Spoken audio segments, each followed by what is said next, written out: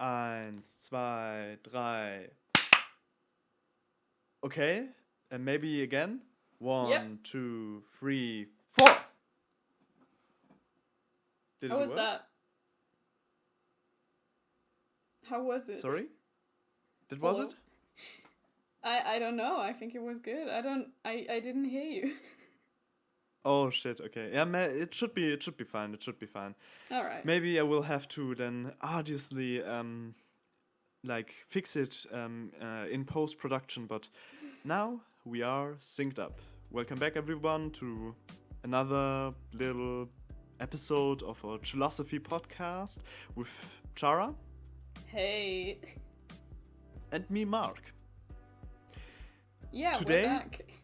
Yeah, we're back. Today we have a little bit of professionalism going for the first 5 to 10 minutes because it turns out in the last episode we shouted out some people who we shouldn't shout out. Yeah, we didn't do our research. We've been unprofessional podcasters, and we are sincerely sorry. And wait, yeah. Basically, the problem was that we recorded a podcast hot on our heels after the Vienna shooting, and there were two gentlemen who saved, well, I shouldn't call them gentlemen now, but at that time we had a very high opinion of them because they saved, I think it was a woman and a policeman, and had a very strong anti-terrorism message on social media, and were both of Turkish descent. But apparently there were also Turkish nationalists and part of the Grey Wolves, a paramilitary, I guess, Turkish nationalist group. They're fascists, basically. So yeah. Yeah, so they are also not woke and hip with the kids as we would like to say, you know? And we do not condone anything of them, and we didn't know, and we are sorry. We're trying. We are very sorry, yes. Basically, we disavow fascism and... exactly. Fuck fascism, bash the fash. Yeah. What else is there to say? I would say that this is a very good segue into today's topic. We are going to be talking about optimism, and what better way to start than disappointment, you know? Because optimism is like, I feel like, see, I am a strong defender of optimism, but I mean a very specific kind of optimism, which we will get into.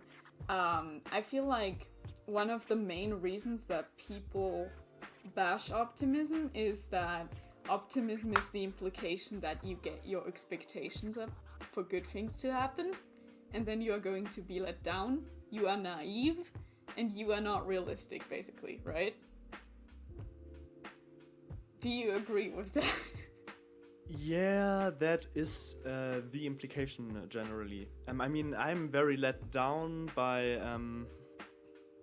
many things, and sometimes things that let you down, like for example the launch of Cyberpunk 2077 and all the controversies regarding it. RIP gamers. Yeah, exactly. Leave you a bit more pessimistic, and people who are inherently pessimistic always also claim that they are not inherently pessimists, but they are realists more. And because reality is inherently pessimistic, they just have those pessimistic positions because they are more realistic than optimists. Yeah, they're doomers, basically. No, they are not exactly doomers. I think it would be Yeah. bit overextending the definition of pessimism to say that they are doomers. Yes, but it is like it is quite a similar mindset, I think, in a way. Basically expecting the worst. on one hand, in order to not like set yourself up for disappointment, and on the other hand, because you sincerely believe that shit is whack and there is nothing to be done about it, you know? Yeah, and my whole thing is I'm kind of I have been a pessimist before, but never really. Like, I am an optimist at heart, you know? I have always had hope in me that things can be good and things can become good, you know? And so I would call myself an optimist. And I am ready to defend that position, even though I am stretching the definition of optimism to get myself to be an optimist. Yeah, that's actually quite interesting because I researched, although not as deep as I would like, because currently I have some exams coming up. Yeah. I actually researched philosophical debates on optimism versus pessimism. And one very important thing to understand when we are thinking, at least philosophical terms, about optimism or pessimism, is that basically when saying, okay, you know the old glass analogy and water in it, don't you? Oh, yeah. What is it? What's with the glass? Well, the glass has exactly 50% water content currently. Yeah. So it's The half. optimist says the glass is half full, while the pessimist says, oh no, the glass is half empty. Yeah. I mean, I would say it's half full, but that is because I think that is just kind of like the linguistic side of it, you know?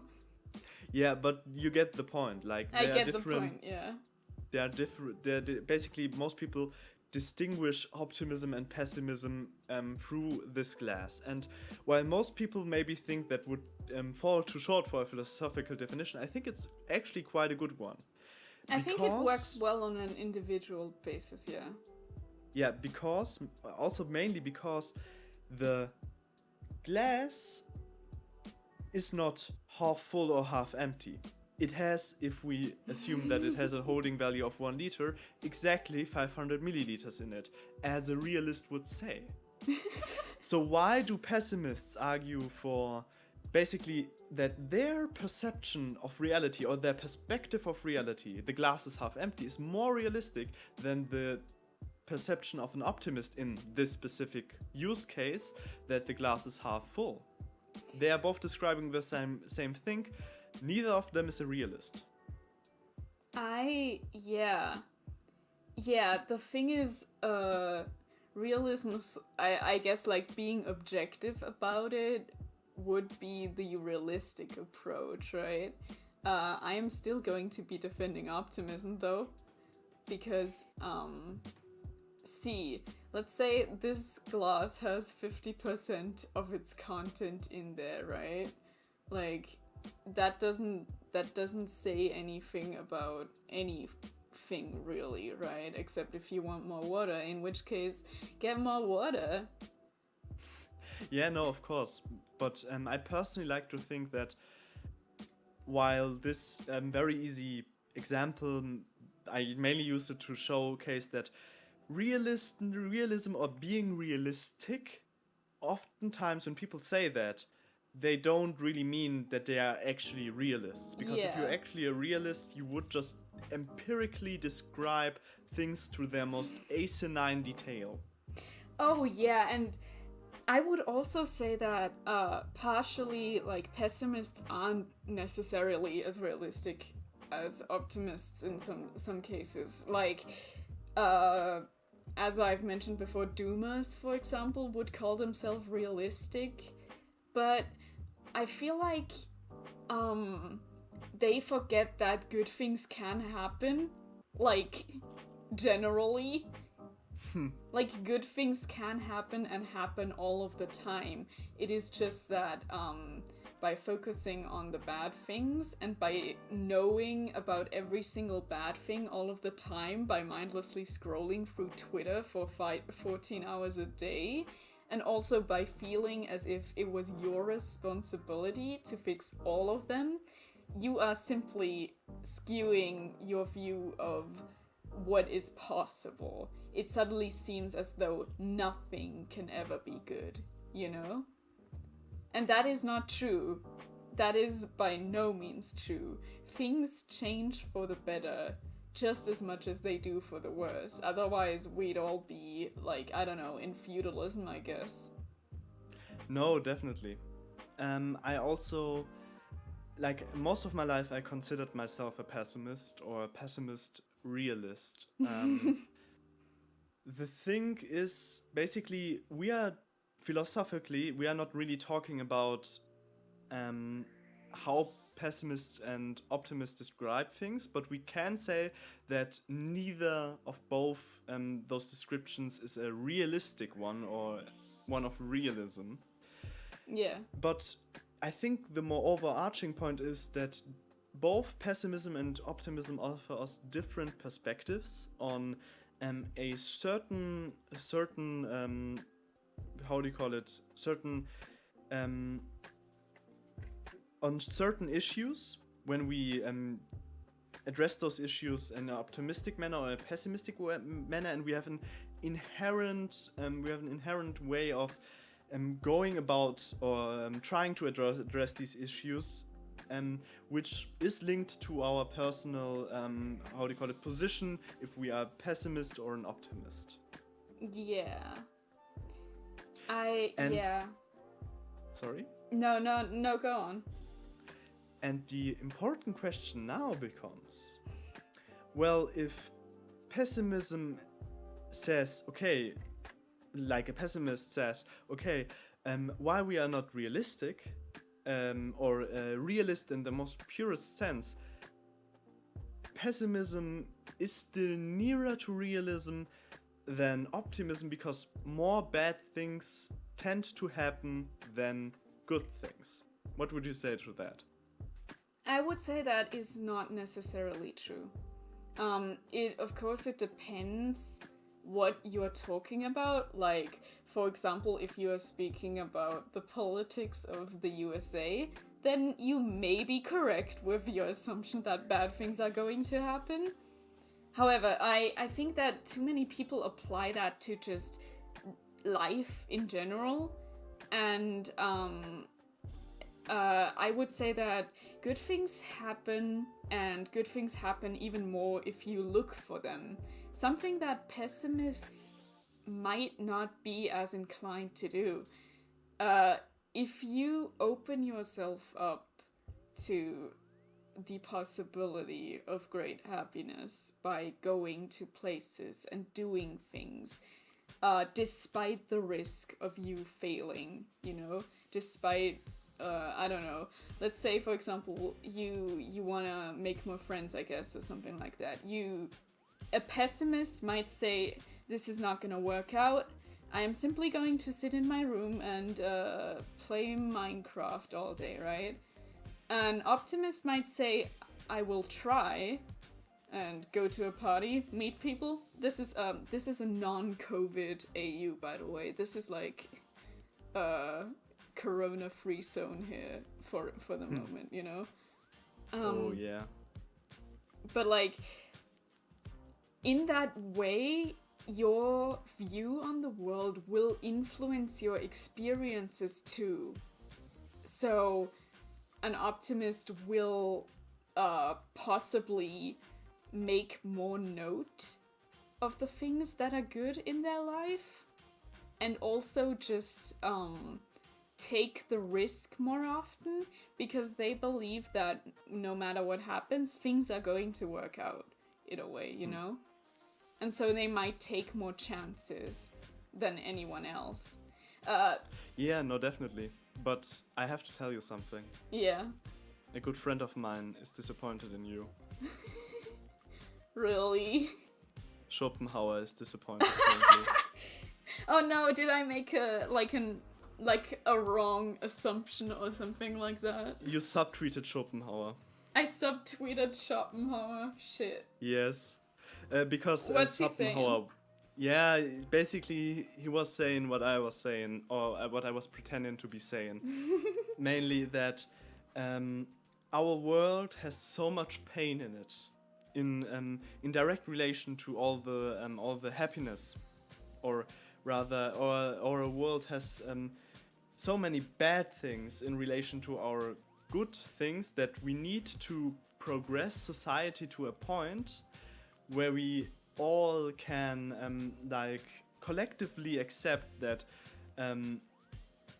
well, living fucking sucks, and Okay. basically end life. Okay. Okay, Schopenhauer, I've got a few things to say to you. To be quite exact, I'm just referencing Schopenhauer's positions, which are way more complicated, in a very specific manner, specifically in relation to his. He's a human view of abolitionist. Not really. Schopenhauer saw the destruction of the human race was a goal of another philosopher who was also next to Schopenhauer in his positions, Hartmann called. Also Hartmann was his name. But Schopenhauer mainly thought that there is will, and will is the core of all unhappiness in the world, and we need to get over the will, or rather Will Smith? Yeah? Will Smith? No, will in the The most will traditional as in sense. the will, yeah. Sorry, Yeah, I'm goofing. exactly. But we need to overcome Will Smith through the means of meditation and ascetic traditions. Society has progressed past the need for Will Smith. Now Jaden is my new best friend. May I offer another approach? It seems like Schopenhauer is very much focused on life sucks, pain is so big, I cannot progress past it. But I will say that there's another option, which is to not view pain or failure as something inherently bad, you know? There's there's a certain way of looking at at progress in general, where you say that you need failure to progress in life. If you are if you are going through your life and you never fail at anything, then your successes will mean much less than they would if you just place if you work hard on something, and if you learn through your mistakes, if you make mistakes, basically, right? Or the trope of the unstable genius is a very fitting one here. Basically, that I can't do good art if I'm not suffering. No, that's not what I'm saying. I don't think people need to be depressed to create things. I think that is kind of a destructive thing to think. I would rather say that I myself, for example, if I am struggling with doing something, then that does not mean that I shouldn't ever have gone out to do something in the first place. And if bad stuff happens, that does not negate anything about good things happening, or that doesn't mean that it isn't worth striving for good things to happen. You know, bad things will always happen, but they do not overpower the fact that we are literal sentient carbon, I guess, on a rock that is floating through space, which is so fucking cool, and we can literally do pretty much anything, you know? And yeah, that alone is already worth so much to me that I will always I will not overlook tragedies, but I will always know that even in the worst of times, there are things worth living for, and there are things worth protecting, you know? So that is, my approach is basically, world is so fucking pretty, you know? Tara, are you a masochist? No. Do you like feeling pain? Shut up! I had a feeling that was coming when I said something pain acceptable, actually. Because you are drawing a lot of clever Gavin fan art in the last few days. Shut up! She uploaded a Hannah Montana alternative universe where clever Gavin is Hannah Montana. Oh my god, I was about to make such a good point and... Oh wait, I remembered it again. Sorry, you just completely wrecked my brain with that, because that's all I've been able to think about for the past 3 days, and apparently, yes, that does make me a masochist, I guess. Oh. Yeah, no, but I am very specifically not referring to or thinking about, but this all reminds me of the Pixar movie Inside Out. Have you by chance seen it? I have not. It's basically, it plays in the brain of like a little girl, right? And all of the emotions are humanized versions, right? So you have joy, you have anger, you have sadness, you have fear, and there's disgust. Yeah, that's the 5 of them, right? And the whole time, the movie is focused on joy, as in the emotion, / the person as the emotion, is trying to make Riley have the happiest time all of the time, right? And the movie ends basically with the conclusion that Riley needs to let herself feel sadness when she does indeed have something to work through. Because this kid, Riley, I didn't mention that her name was Riley, is moving from her old home, and she's leaving all her friends behind. And basically the whole movie, she's like, oh, things are fine, but things aren't fine. She is, like, really, really sad. But when you say you have to, when you have to say that you're fine, but you're not really fine. Yeah, that, but she herself doesn't really let herself feel that sadness, you know? She is not pretending for other people, but she is also pretending for herself, right? And then towards the end of the movie, basically the humanization of joy realizes that Riley needs sadness to move on from this, and she needs to feel that pain. She needs to let herself go through the grieving process, basically, to get, like, any type of happiness back, because she completely shuts down after a while, because she obviously isn't happy, but she can't be sad too, you know, because, like, she's supposed to be happy. Everyone's always supposed to be happy, basically, and the thing is, I feel like if people realize that being sad doesn't have to be this, like, extremely, like, it's not bad, you know? It's not a, like, terrible situation that you will never recover from. Sure, it's unpleasant sometimes, but you can go through a complete mental breakdown and come out on the other side feeling better than ever before, you know? Yeah, you have to let yourself experience that type of failure if you want to experience the catharsis of going through it, I guess.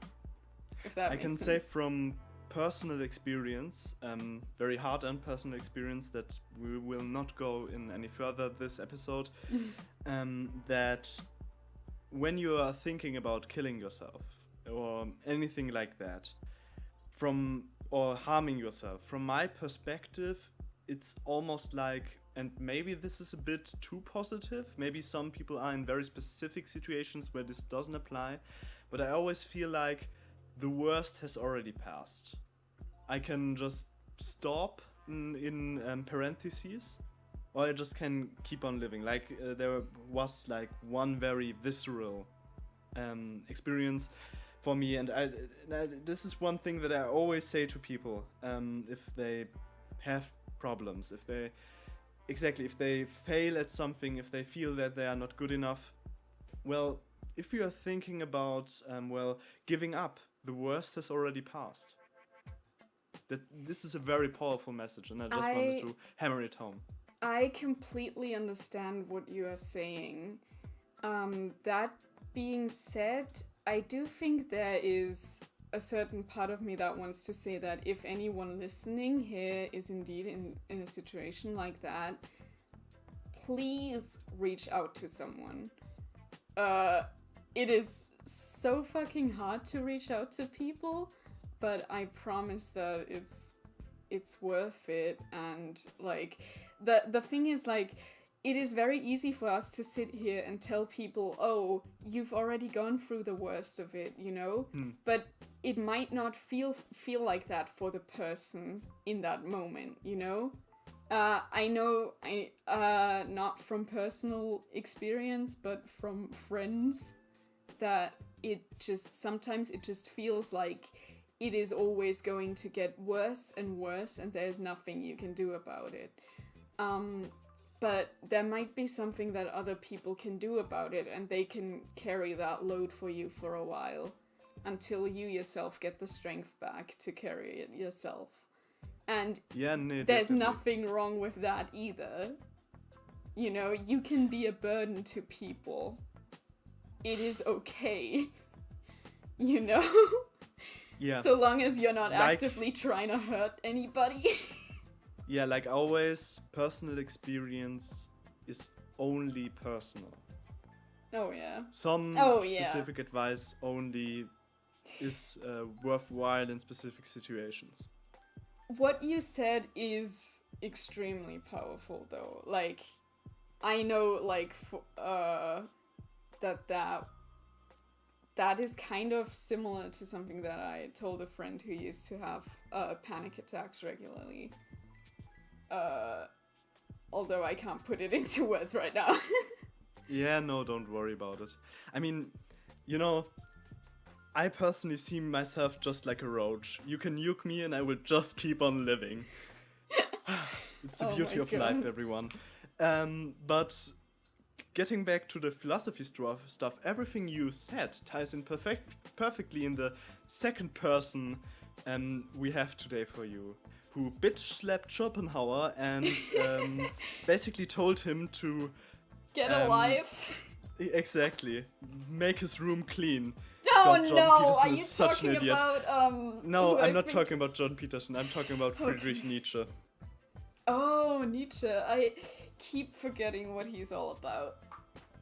The Übermensch. Nietzsche had this whole... Like, he was a great critic of philosophy, and he is sometimes he is just such a spiteful bitch. Is he a hashtag deep person? Did he go to Starbucks with his long scarf and order a venti latte or something, and then he went there with his MacBook and scrolled on Reddit? Yes, I have really the feeling that would characterize Nietzsche, even though he had a lot of struggles in his time, and also, this is a disclaimer, I have to do this, because some people also see Nietzsche as a philosopher who, in his lifetime, kind of paved the way for the Third Reich and the philosophy of the Third Reich. Oh God. We'll get to that. This is mainly because Nietzsche had, 19th century, he had some very weird views towards the human and thought that we could use genealogy to breed an Übermensch. Oh, yikes! I don't want I get an why Übermensch. would you say that. I get why you would say that. And his entire philosophy also prominently featured in National Socialist propaganda. Of course. But here's the kicker. Yeah. Nietzsche was an anti-German. He hated everything German. He despised it. He only liked like Wagner musicals, and even that he outgrew it when he like kind of saw Wagner being a fucking anti-Semite. Oh yeah. He was the first original anti-German. He hated Germans. Oh my it's so God. funny reading his passages, just roasting the shit out of the German populace. My entire And- Discord server with British people, even though 50% of them are British. Yeah, exactly. And another thing is, which is also ties in, of course, in his writings there are some anti-Semitic passages that can be found. The same goes for many other philosophers. I mean, most of the philosophers, you can dig up some real shit on them, and yikes, you know. Doesn't mean we have to listen to them about all that, you know. Let's just rename philosophy, the entire subject of philosophy, as the study of yikesy people who had some good ideas. The study of hot takes by problematic faves. Exactly. No. And the thing is, I actually read an entire, like online, I read an entire like dissection of the biographical background of Nietzsche and how you could describe his anti-Semitism and how his anti-Semitism could tie in his master race theories, which were horridly flawed. And I definitely dislike them. But What the kind main of shit were philosophers taking in general? I don't know, dude. Maybe it was just depression Oh yeah. with a slide of logic. But the thing is, I can assure you, from at least the conclusions of the papers I have read, that Nietzsche himself had anti-Semitic tendencies and viewed Jewish people definitely through an anti-Semitic lens, because society viewed them through an anti-Semitic lens. But we also have to mention that he also had a huge, a huge admiration for Jewish people in his texts, and even saw them as a critical part of his breeding plan. Yeah, ironically so. Like, Nietzsche is complicated. Oh, very God. complicated. Can we just ignore all of that about Nietzsche and just carve out the bit that we want to talk about? The problem is, that's basically the bit we want to talk about. Nietzsche was a great critic, but his philosophy was absolutely dogshit, but inherently optimistic. In direct contrast to Schopenhauer, who he very hardly, like, he didn't even criticize him, he just insulted him. It's kind of weird to see. Go.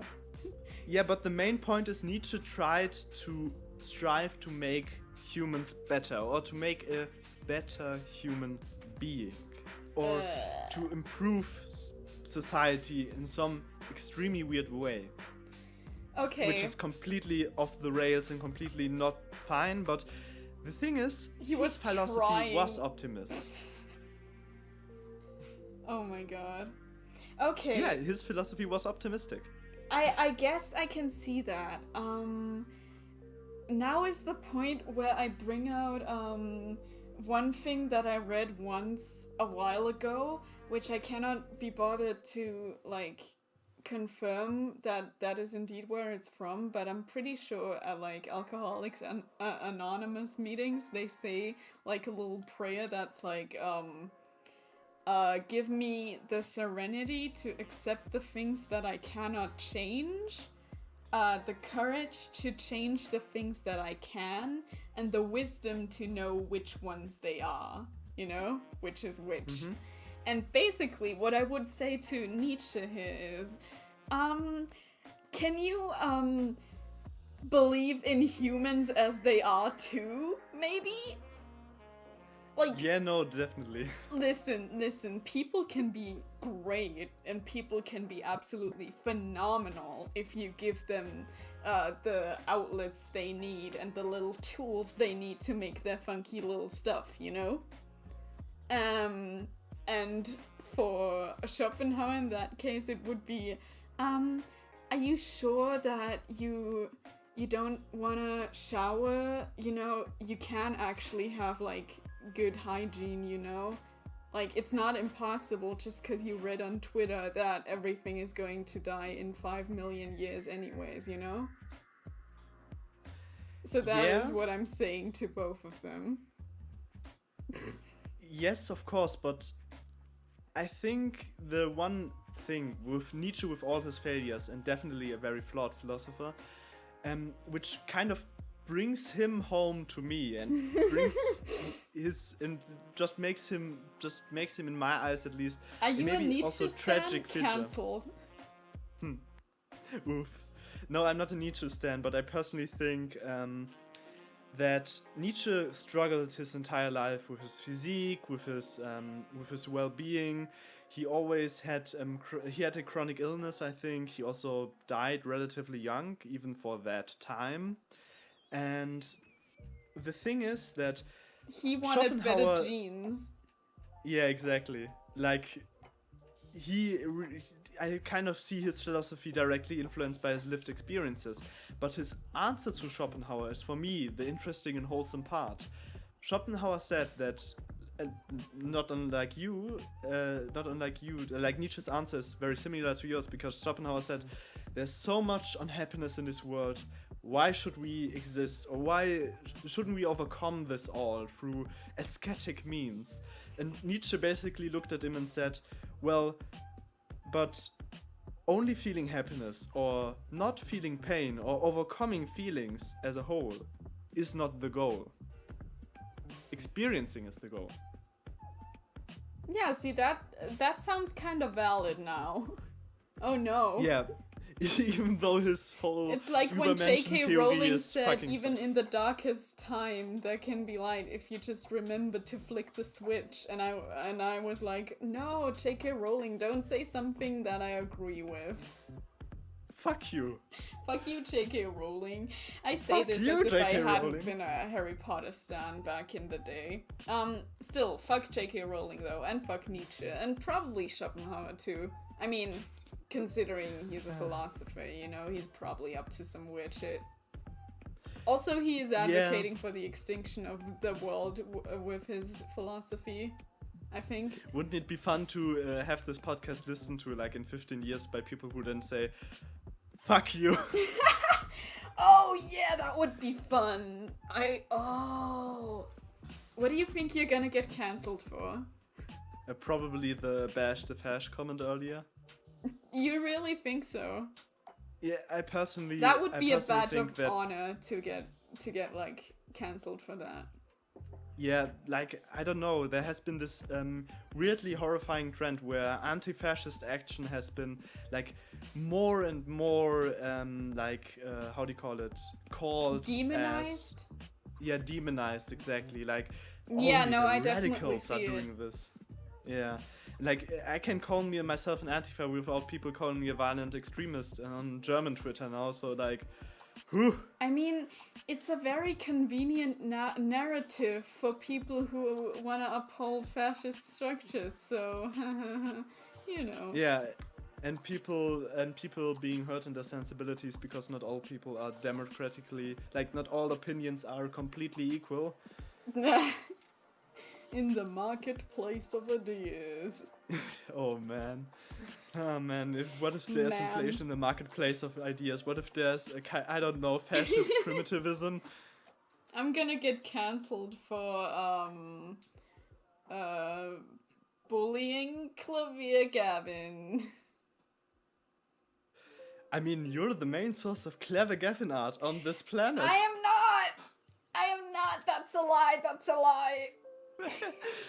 Always when I want to have I'm- my clever Gavin moment, I go to Cheram Raffle. Listen, I am. Or Chara I Maple. have personally spoken to a person who draws Clavier Gavin every day, and their account is called Everyday Clav or something like that.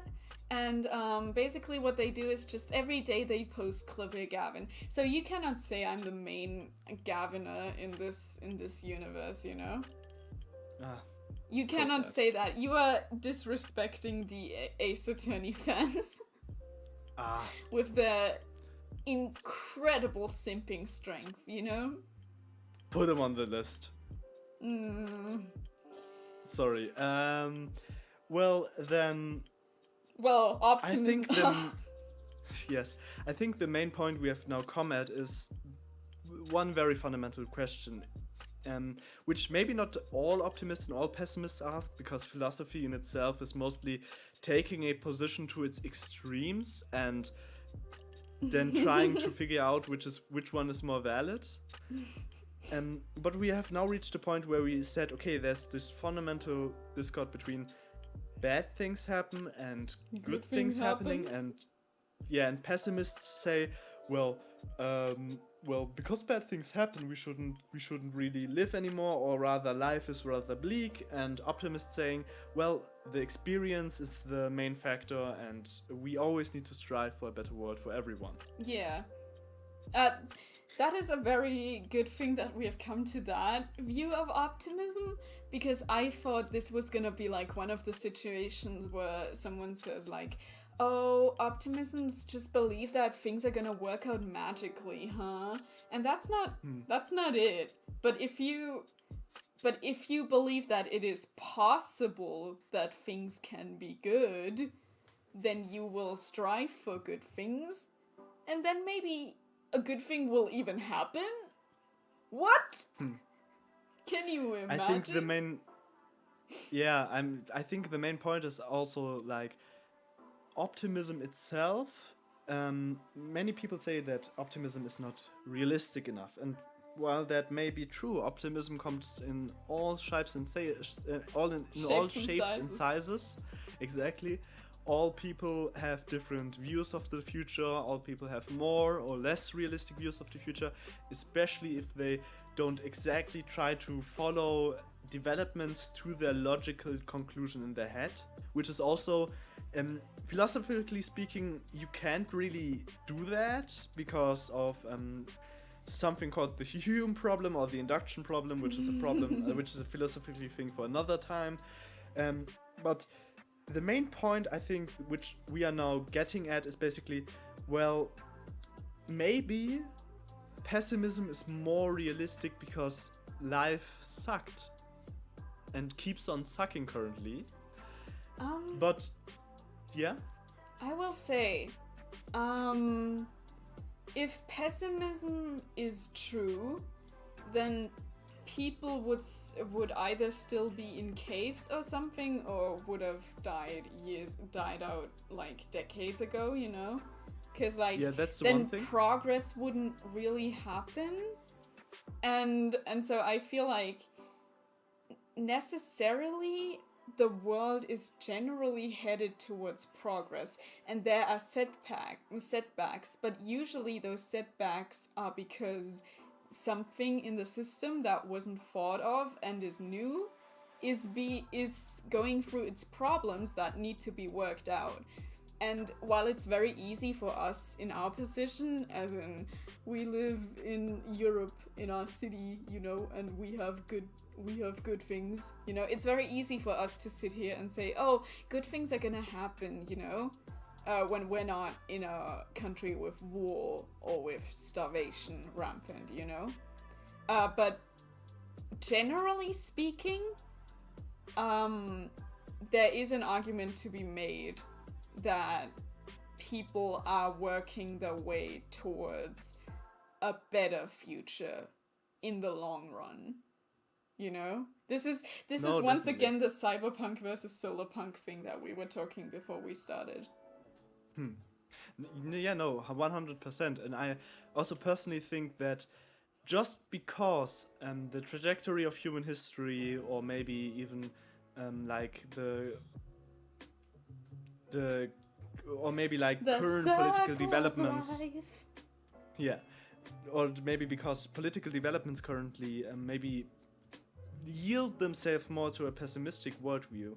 Just because something happened which was bad doesn't mean it has to happen in the future. Yes. This is where we get to the point that we talked about earlier, which is that currently there's a huge trend in media to depict apocalypses and post-apocalyptic narratives and cyberpunk, I guess. Well, kind of it started with Hunger Games, and from then on we were all like, oh yeah, the future is gonna suck. It's gonna be so authoritarian and there's gonna be like so much pollution, I guess, right?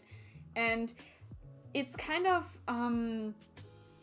I don't think it's necessarily that much of a good thing that everything is so focused on that, because with that we are slowly accepting the reality of a future that is out of our control and inherently like worse than what we have now.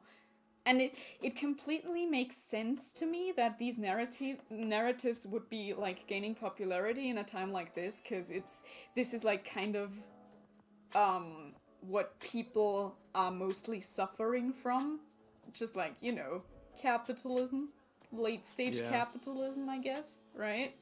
And so it makes sense that that would be amplified in the media.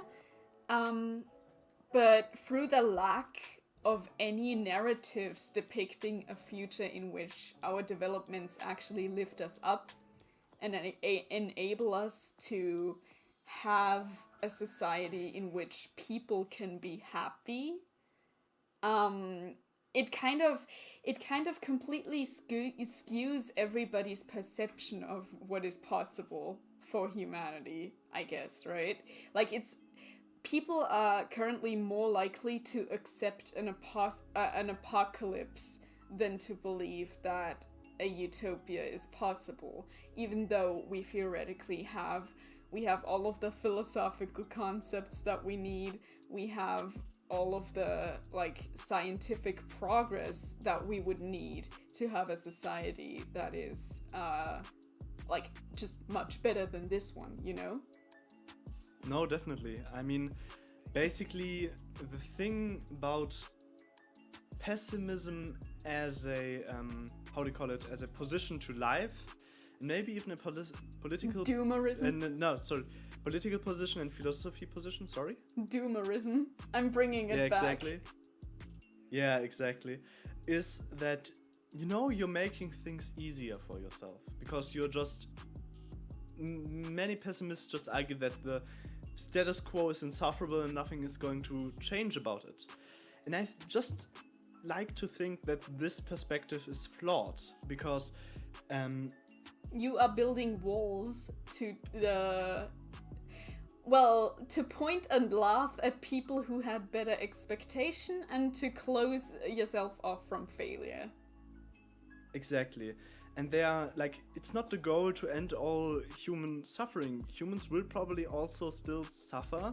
Maybe not, hopefully not as horribly as they currently do. I mean, am I right? Like, nobody wants that. Yeah. But there's going to be heartbreak. In every time there are problems, it's just that currently we are not dying in childbirth or scouring the streets for breadcrumbs that the Empress threw out of her carriage or something like that. But instead, we are sitting here on our computers, a cool piece of technology that exists, talking about issues that, basically what I'm saying is we have it better. Yeah, exactly. And the other main point is also that, and while many people might argue that this is more realist, I personally think that pessimism in itself, realism itself is it's not really a position you want to find yourself in to make any like greater points what about is your life. point Because, if you're a realist? You're not trying to change anything, you're just analyzing things. yeah, you're just describing shit and maybe I'm sorry pointing out if there's falsehoods. any realists in the audience. I'm sorry. It's not my fault that I don't know, you. What do realists do? What? I God, think do they realism have is too hobbies? an abstract position. Yeah. Many realists often boil down society to one variable, for example, power or something like that. Oh, now like I Foucault. remember that philosophy lesson. Yes. But the thing is, mainly the thing is, I don't think that pessimistic realism is all that realistic. It's just another way of looking at the world. One says we can be better, the other says we can be shittier. Both of which are true.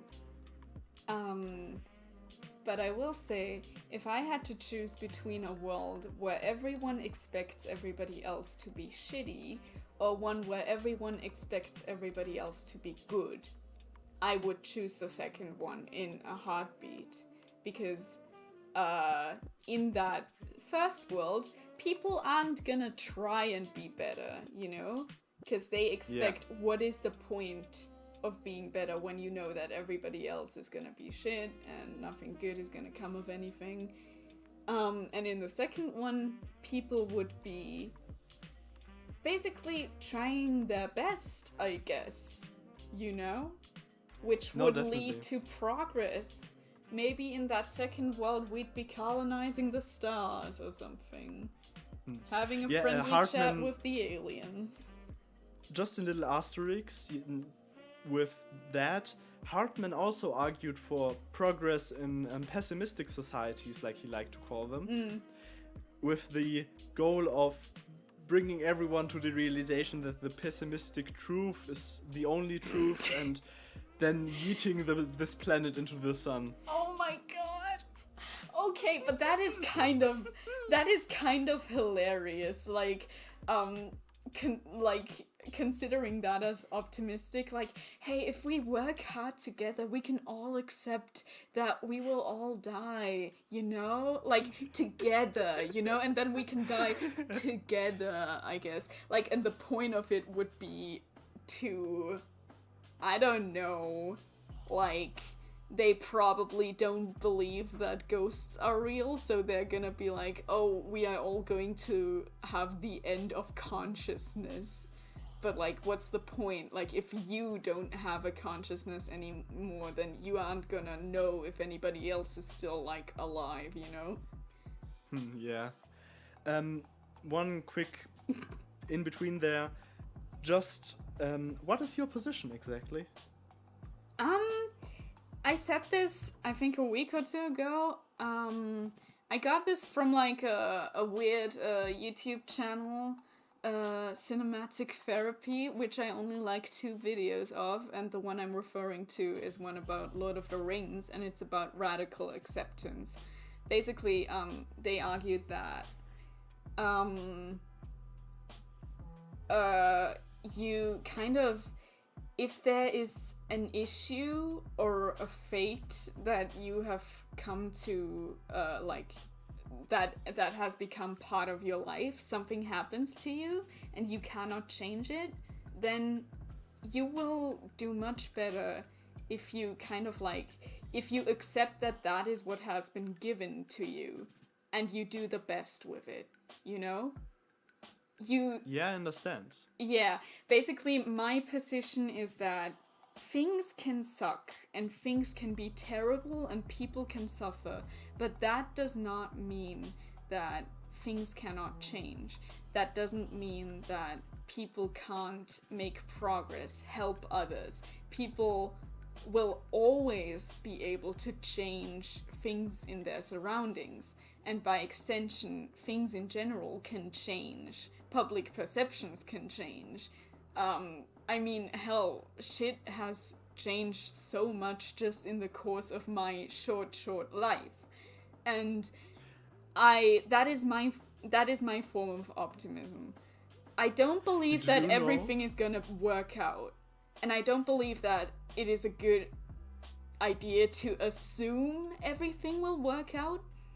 But I do believe that just having hope and attempting to give others hope will go a long way into creating an environment in which people can have genuinely good experiences and feel good with everything around them, you know?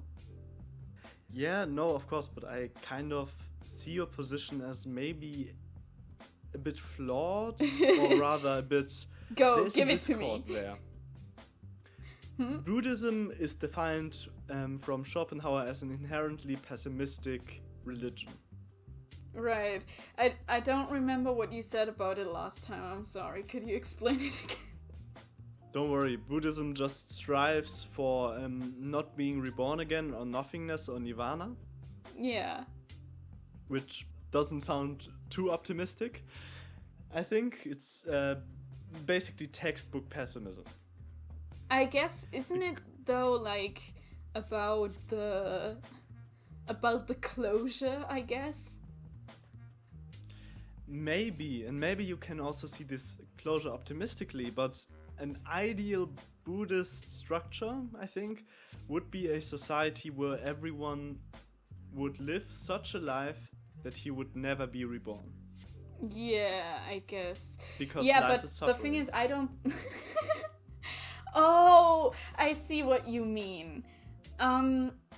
Oh, I don't know really how to respond to that, because I do not believe in any type of, well, I personally don't believe in an afterlife. It would be really funky if it's real, and if it is, you know, that, I'd be like, I would be like there in, like, I don't know, in, Ace Attorney Hell, like, oh, fuck, you know? And I would be laughing my ass off because of that, you know. But for me, and then Clever Gavin comes out and he's your hell torturer person. No. Assigned to you. All right, now I'm afraid of the afterlife. Today we made Shara afraid of the afterlife. Oh my god.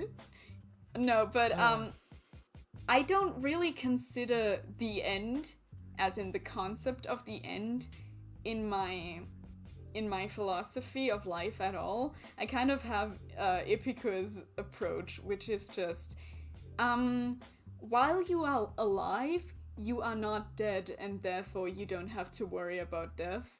While you are dead, you cannot feel, therefore you don't have to worry about death.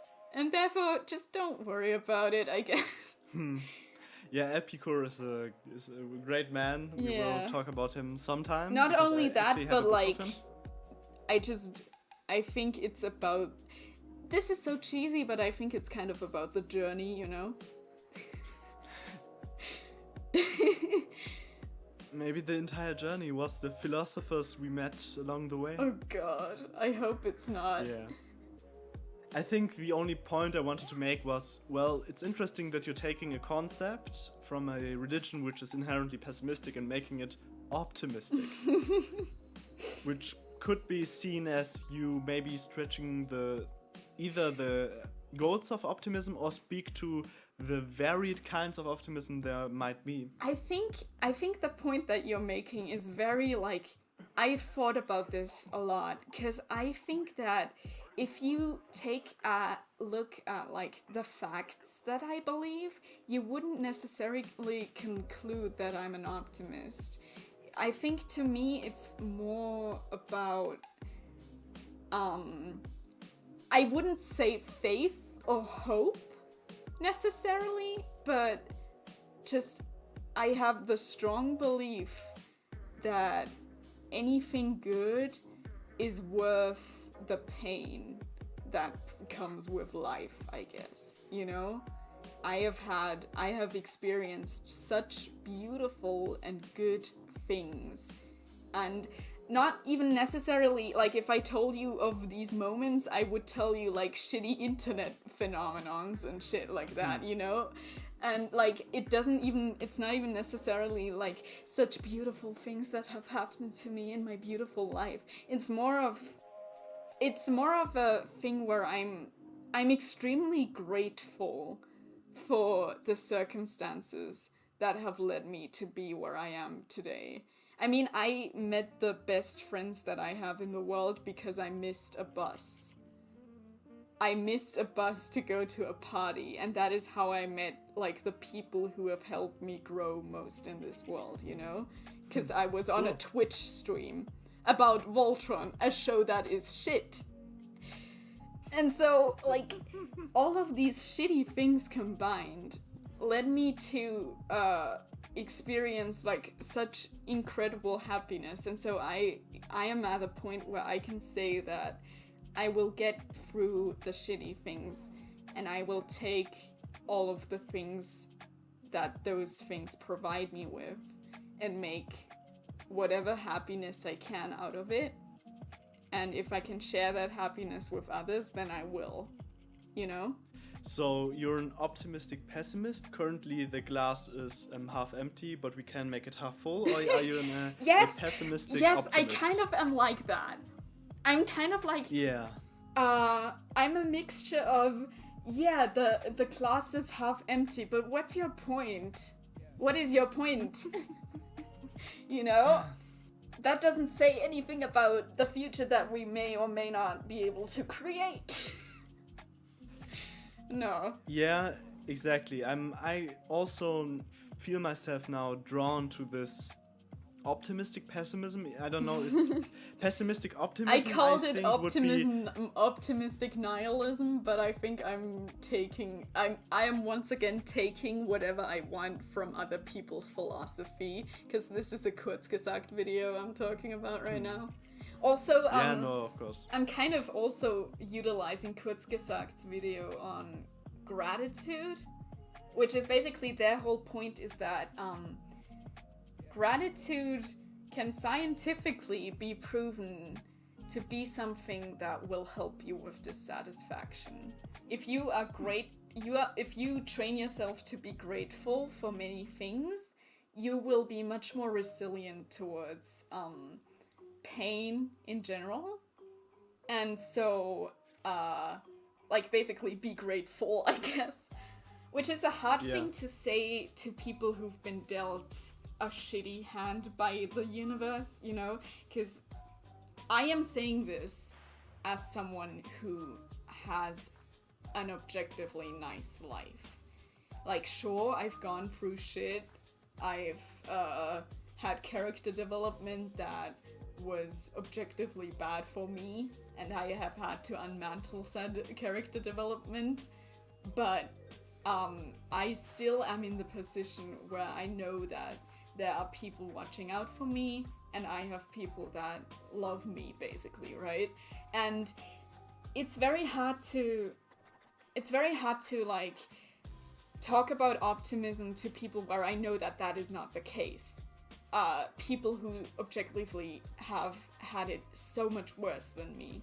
And that necessarily, it doesn't contradict my point. There is a tendency for people to kind of sulk and to stay in the pessimistic bubble as sort of not really a coping mechanism, because it doesn't necessarily help them, but as like a safety measure. If you don't get your expectations up, you will never be disappointed. If you don't ever trust anyone, no one will ever betray you, you know? And it's very hard to talk about optimism to people like that.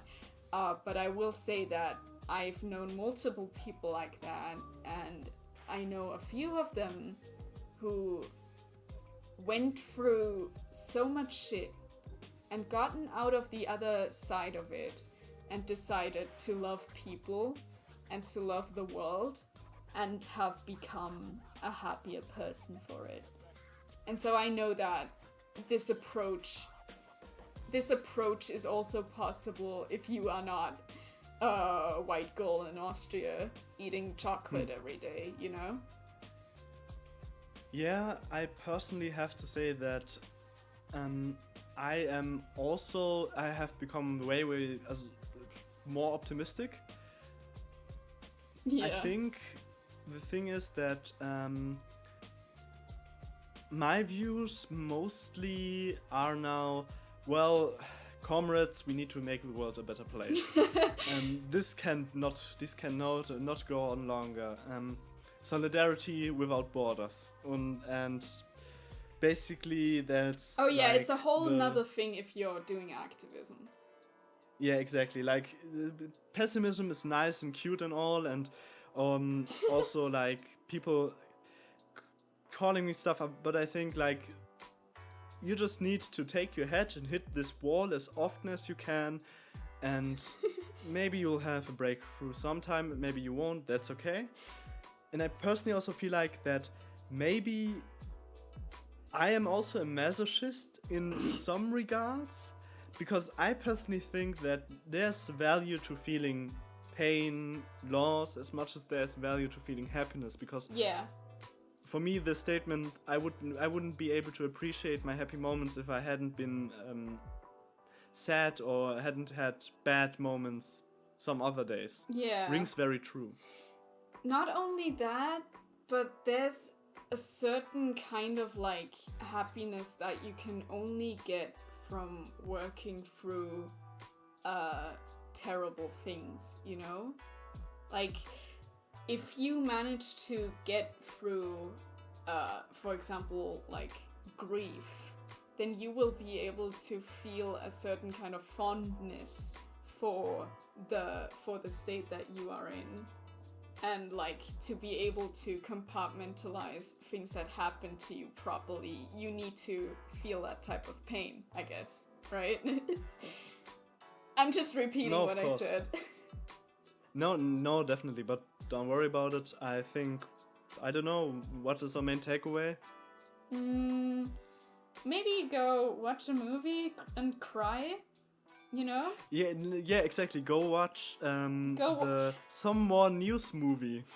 Oh, go watch the Some More News movie first, then take a nap, and then watch something, Oh, I have 2 recommendations, and both of them are anime.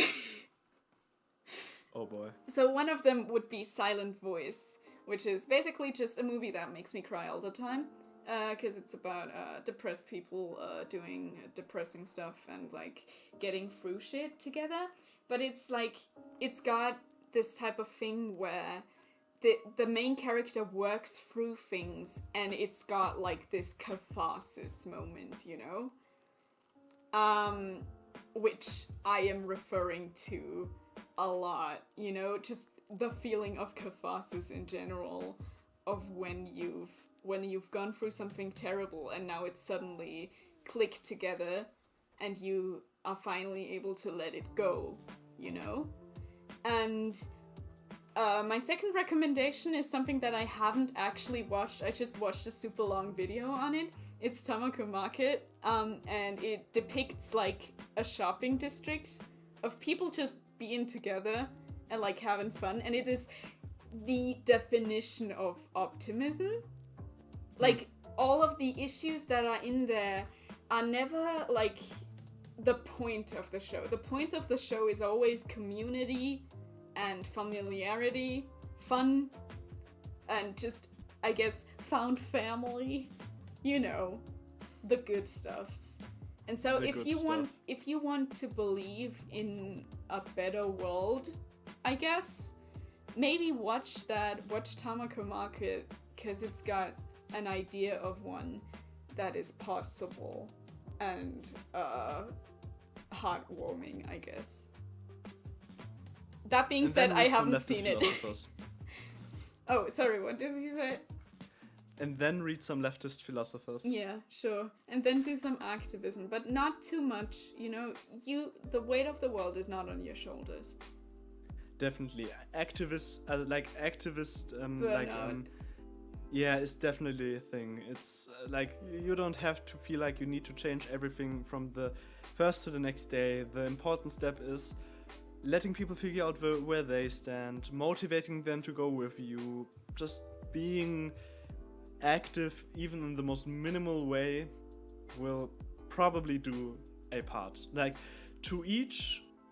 to each... How was this? To each what they need, and from each what they can provide, or something like that. According to their need. Yeah.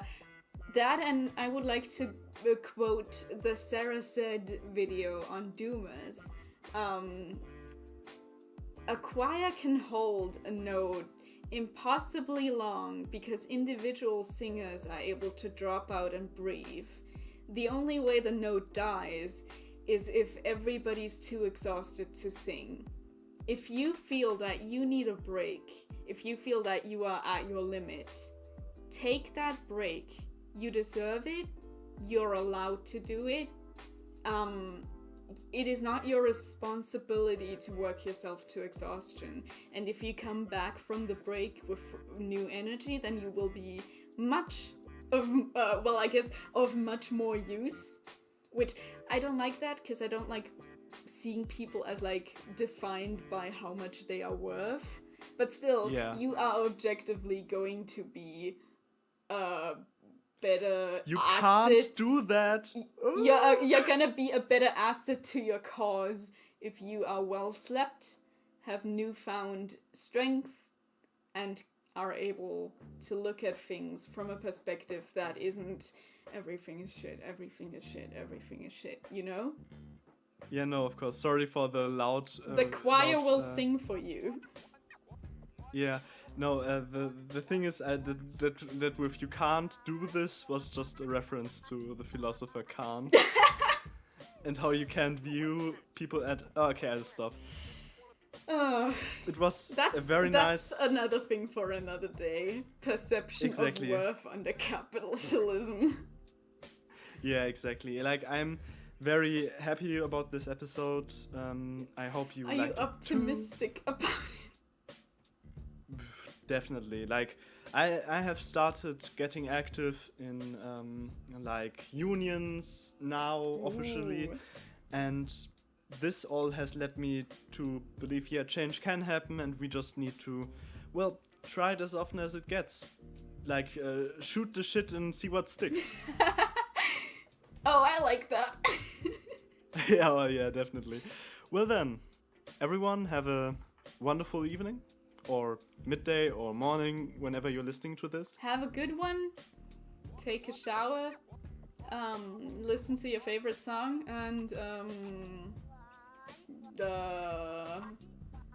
never ever get into Ace Attorney. Bye. Bye.